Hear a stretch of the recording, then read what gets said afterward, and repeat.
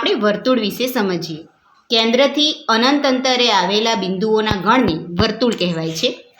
અહીંયા મધ્યમાં તમે જોઈ શકો છો, આ વર્તુળનું કેન્દ્ર છે. વર્તુળના કેન્દ્રથી વર્તુળ પરના બિંદુ વચ્ચેનું જે અંતર છે એનાથી જે રચાય છે એને ત્રિજ્યા કહેવાય છે. આ વર્તુળના કેન્દ્રથી બિંદુ વચ્ચેનું અંતર ત્રિજ્યા. આપણે એક જ વર્તુળમાંથી અનંત ત્રિજ્યાઓ દર્શાવી શકીએ છીએ. અહીં આપણે જોઈ શકીએ છીએ કે આ કેન્દ્રથી આ વર્તુળનું બિંદુ જોડીએ તો પણ ત્રિજ્યા બને છે. અહીં પણ એક ત્રિજ્યા બને છે, આ પણ ત્રિજ્યા બને છે. આપણે અનંત ત્રિજ્યાઓ દર્શાવી શકીએ. હવે વર્તુળની જીવા વિશે વાત કરીએ તો વર્તુળ પરના બે બિંદુઓ વચ્ચે જે રેખા રચાય છે એ વર્તુળની જીવા છે. કોઈ પણ બે વર્તુળના બિંદુઓને જોડીએ તો જીવા રચાય છે. આ બે વર્તુળના બિંદુ જોડતા પણ જીવા રચાય છે. આ બે વર્તુળના બિંદુને જોડતા પણ જીવા રચાય છે.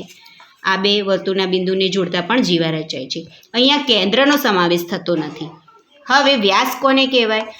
તો વર્તુળના બે બિંદુ અને વર્તુળનું કેન્દ્ર જ્યારે જોડાય ત્યારે જે રચના બને તેને વ્યાસ કહેવાય.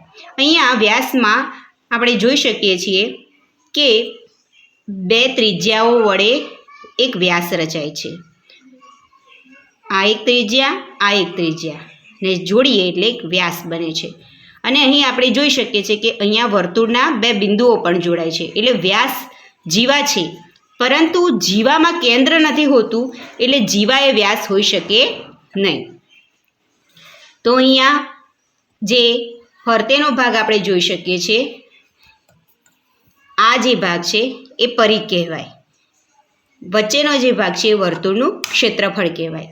પરિઘનું સૂત્ર છે 2πr અને વર્તુળના ક્ષેત્રફળનું સૂત્ર થાય છે πr².